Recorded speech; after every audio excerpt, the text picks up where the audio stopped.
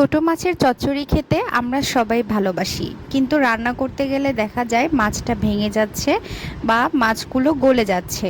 তাই আজকে ছোট মাছ রান্নার পারফেক্ট রেসিপি নিয়ে হাজির হয়েছি। নতুন একটি রেসিপি দেখার আমন্ত্রণ জানিয়ে শুরু করছি আজকের ভিডিওটিতে একটি লাইক দিয়ে দেখতে শুরু করার অনুরোধ রইল। আপনার একটি লাইকের কারণে আমার ভিডিওটি আরও অনেকের কাছে পৌঁছে যাবে এবং সবাই এই রেসিপিটি দেখতে পারবে। আলু এবং টমেটো দিয়ে আজকের ছোট মাছটি আমি চচ্চড়ি করব, তাই এখানে আমি সব কিছু কেটে রেখেছি। এখন মাছটাকে প্রথমে ম্যারিনেশন করে নিব। এজন্য এখানে আমি মাছ এবং আলুগুলোকে দিয়ে দিলাম। এরপরে দিয়ে দিচ্ছি ফালি করে রাখা 3-4টে কাঁচামরিচ। এবার এখানে দিয়ে দিচ্ছি 1 চা চামচ পরিমাণে লবণ, 1/2 চা চামচ পরিমাণে মরিচের গুঁড়া, 1/2 চা চামচ পরিমাণে হলুদ গুঁড়া এবং 1/2 চা চামচ পরিমাণে ধনিয়া গুঁড়া। এবারে আমি সবগুলো উপকরণ হাতে খুব ভালো করে মেখে নিচ্ছি। এই স্টেপটা কিন্তু খুবই ইম্পর্ট্যান্ট। আপনি যত ভালো করে মাছগুলোকে ম্যারিনেশন করে নেবেন আর কি, হাত দিয়ে ভালো করে মেখে নেবেন, মাছের চচ্চড়িটাও কিন্তু খেতে ঠিক ততটাই মজা হবে। আমি হাতের সাহায্যে খুব ভালো করে মাছগুলোকে মেখে নিয়েছি। এখন এটাকে আমি ম্যারিনেট করে রেখে দিব 20 মিনিটের জন্য। চুলায় আমি একটি প্যান বসিয়ে দিলাম আর তাতে দিয়ে দিচ্ছি পরিমাণ মতো সয়াবিন তেল। এখানে একটি পেঁয়াজ কুচি ব্যবহার করছি, মাঝারি আছে। এখন পেঁয়াজটাকে নেড়েচেড়ে ভেজে নেব বাদামি কালার হওয়া পর্যন্ত। পেঁয়াজটা ভেজে নেওয়া হয়ে গেলে আমি এখন এর মধ্যে দিয়ে দিচ্ছি 1/2 চা চামচ পরিমাণে আদা রসুন বাটা এবং 1 চা চামচ পরিমাণে জিরা ও পেঁয়াজ বাটা। আর এখানে দিয়ে দিচ্ছি 1 চা চামচ পরিমাণে লাল মরিচের গুঁড়া, 1/2 চা চামচ পরিমাণে ধনিয়া গুঁড়া আর স্বাদ মতো কিছুটা লবণ দিয়ে।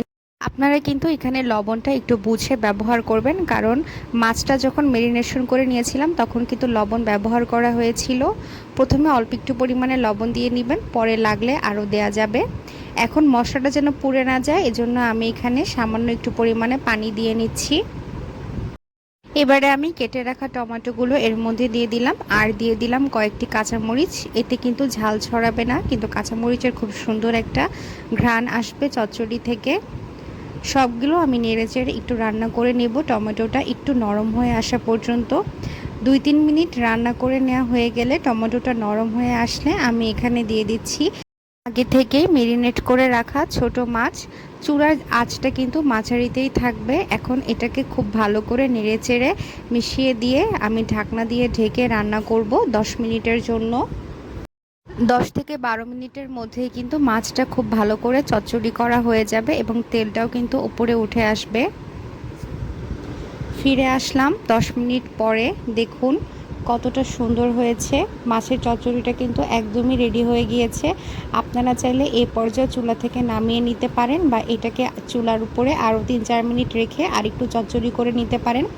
ছোট মাছের চচ্চড়ি রান্না করার ক্ষেত্রে এটাকে কিন্তু চামচ দিয়ে উল্টে পাল্টে দেওয়া যাবে না। আপনি কড়াইয়ের হাতলটা ধরে একটু নেড়েচেড়ে দিলেই হবে। চামচ দিয়ে উল্টে পাল্টে নিতে গেলে দেখা যায় মাছগুলো ভেঙে যায়।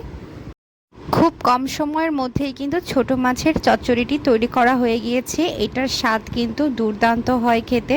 আমি এখন এটা চুলা থেকে নামিয়ে এর ওপরে কিছুটা জিরা গুঁড়া ছড়িয়ে দিচ্ছি। আজকের রেসিপিটি ভালো লেগে থাকলে আমার চ্যানেলটি সাবস্ক্রাইব করার অনুরোধ রইল। সবাই ভালো থাকবেন, সুস্থ থাকবেন। আল্লাহ হাফেজ।